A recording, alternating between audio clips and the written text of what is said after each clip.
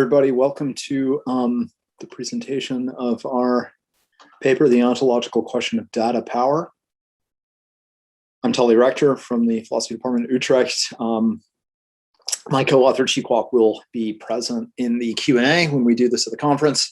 But it's just going to be me today presenting the paper to everybody. Thank you for joining us. The focus of this paper, the focus of our inquiry is on data power. We'll explain what that means, but in general, it means power that is rooted in and exercised over the digital infrastructural technologies that we use in everyday life. There are an increasingly wide range of our practices depend on and are organized around them. And when those technologies and those infrastructures are controlled, administered, operated, and owned by a narrow range of private actors, most particularly business corporations. This gives rise to certain normative considerations, and we want to explore them. The reason it's the ontological question of data power is because we think that this phenomenon of data power is operating at a more basic level of social reality than has really been recognized so far. It's a kind of structural power that's rooted in basic elements of contemporary social practices. They're informational and communicative elements. And in order to kind of establish or figure out whether that power is dominative, may not be, we have to locate it precisely, see how it operates through and around the cognition and the agency of the people and groups that are subject to it.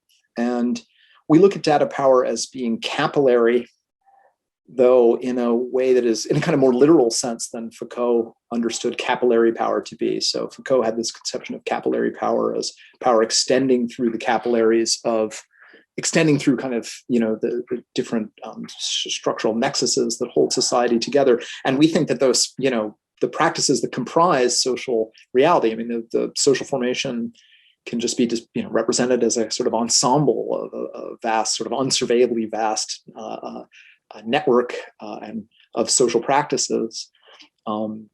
And when these practices have as their rely for their communicative and informational functions on a relatively narrow or discrete set of artifacts, technologies, digital infrastructure, in our view, then the private power over those infrastructures, insofar as its power over the vectors through which we act and communicate and coordinate, that power has a socio-ontological dimension, and we want to explore it in more detail. And that should really be, in our view, how we should orient our thinking about the normative implications of that private power. So I will go through the conception of data power that we're working with, the data part and the power part, analyze the sense in which it is structural power, look at some kind of key manifestations of it, and describe some of the normative implications that arise from the analysis that we have given. So conceptualizing data power. Some researchers just think about data as numerical information that is encoded, represented, and used. We really are looking at digital infrastructures in particular that collect, organize, store, transmit, process information, and power over those infrastructures is the issue at the center of this investigation. And the form of power is multidimensional in that it has kind of action theoretic, interagential, and structural components. We think they're imbricated in important ways because we think if a corporation has structural power in the kind of classical sense, well, the corporation is a kind of system. It's a mode of collective intentionality. But it's also an agent, and it acts upon other agents. And so we think that the information theoretic and the kind of structural theoretic dimensions are braided together in interesting ways. The first sort of action theoretic part of the definition of data power would just be power relations in which you have asymmetric control over that one agent has over data, asymmetric possession of data, and it's the asymmetry that explains the asymmetrical difference, the differential capacities between the agent who has that control or possession of data and an agent who doesn't, to shape states of affairs, right? So one could be subject to this form of power if one faces limitations and constraints upon the ability to act arising from somebody else's use and possession of that data. So it's interagential in the sense that all you need is a kind of dyadic relation, A and B, right? A brings it about that B does or does not find by virtue of an ability to access or control or use data that A has and B doesn't, okay? So, a corporation is A, they get you to do something that you would otherwise not have done because they know something about you that they don't know, that you don't know that they know. And it's conforms to this kind of, simple interagential model. And it's an example of, one agent's end-setting powers being kind of harnessed to and steered by, deliberately and directly, some other agent. So we think there is also, of course, another dimension of power that we want to look at, which is structural power, very well understood and exhaustively analyzed phenomenon in social philosophy. Structural power need not be dominative or oppressive, although we're kind of more interested in the cases in which it is so. And we think data power, one of the interesting properties of data power, as we describe it, and we'll characterize it later on in this talk, is it's hard to know the extent to which it is dominative or oppressive, precisely because it operates at a level that is so basic to the structuration of our social practices that it escapes our notice entirely, and the changes and the mutations that it introduces into social life are very difficult to kind of notice, keep track of, and therefore to assess according to conceptions of justice or something. But basically, structural power is power that is derived from or embodied in our social arrangements in our institutions, where these are something like systems of formal and informal rules or norms that carve out positions and then assign those positions to persons and groups in a social body and order the relations among the persons and groups who occupy those positions, right? And these relations are power relations in the sense that they have to do with, or they concern and regulate and determine who can do what to whom, who can do what for whom.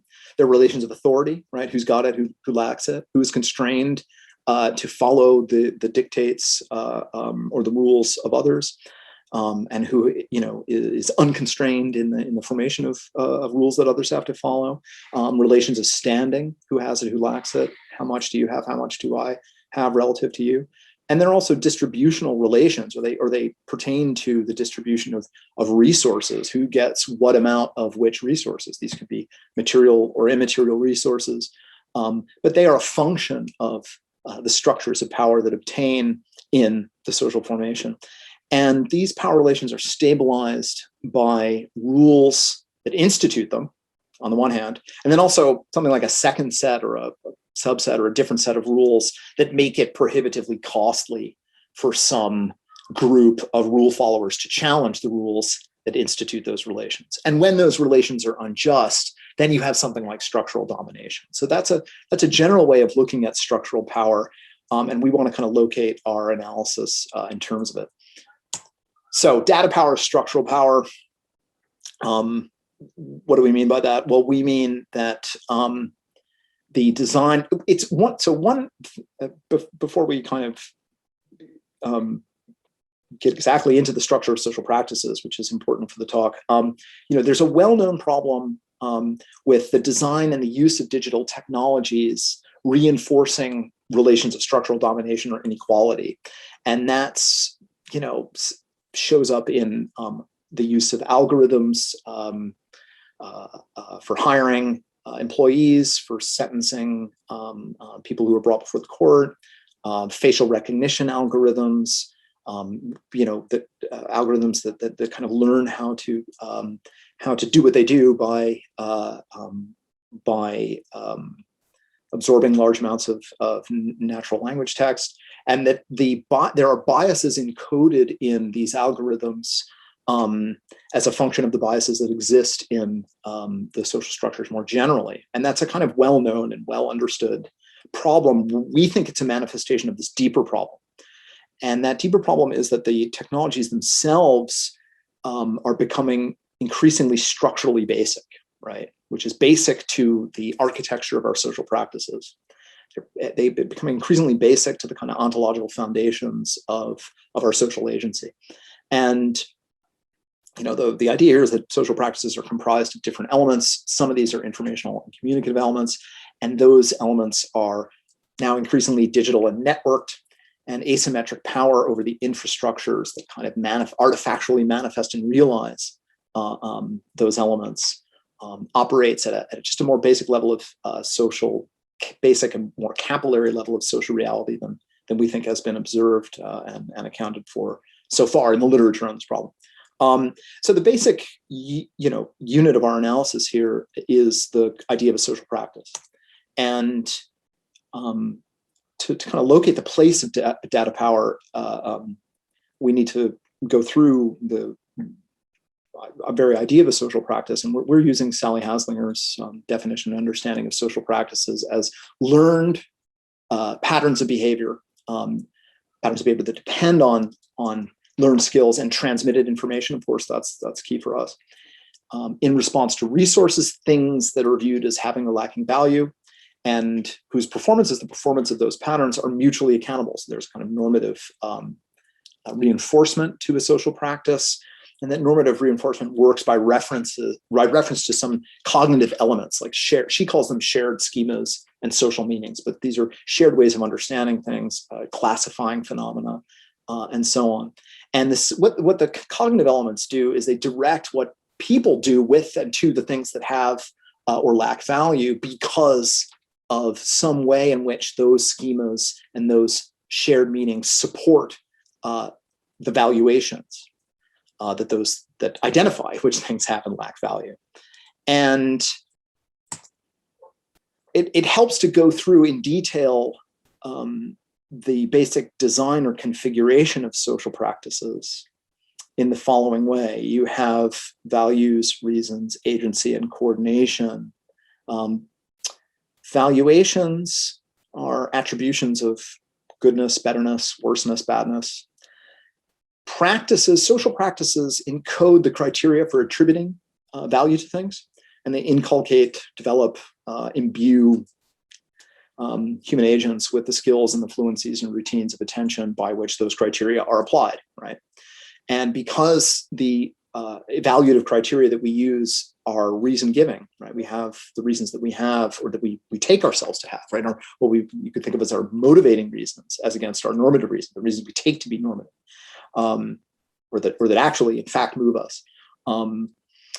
They are rooted in the ascriptions of value that we make, and that means that that strategies of agential conduct develop out of and according to how social practices assign value. And those strategies develop under norms or through and in norms that evaluate our own and conduct and other people's conduct. So this is the foundational quality of social practices, is that they shape human agency, individual and collective, and they guide it. And that's the way in which that's the explanation for why, or what it means to say that they make coordination possible. That's why they're social, right? And coordination, of course, is what social practices support and do, and it's informationally mediated, right? Now, when the informational mediation dimension, the informational communicative mediated dimension of our social practices, through which and by which we coordinate, is technologically realized, then influence over that technology is a form of structural power, right? And today, of course, our work practices, our leisure practices, are the way we move around, move through space, the way we consume products, the way we run our family life and manage our friendships are increasingly organized. The practices that are constitutive of these domains of human activity, social activity, are increasingly kind of organized around a narrow set of digital data infrastructures, right? And they share these infrastructures. And we are right now participating in one instance of this. It doesn't take long to think of innumerably many others. This gives rise to, so that's where the, if that's where data power is inserted into the social formation, what are the manifestations of data power that people have analyzed and thought had normative implications that need to be studied and pursued? Well, they all kind of reflect the fact that you have a narrow set of corporate actors, mostly corporate actors, that administer and control and hold property claims over these infrastructures to a kind of degree that is, unknown historically until today. And this phenomenon has a number of different effects. The manifestation of those effects, I'm just going to look at 4 of them today. Political, economic effects. The first has to do with state governance. States depend, their ability to govern depends increasingly on being able to harvest information that individuals around the world produce and share through these digital platforms that they use.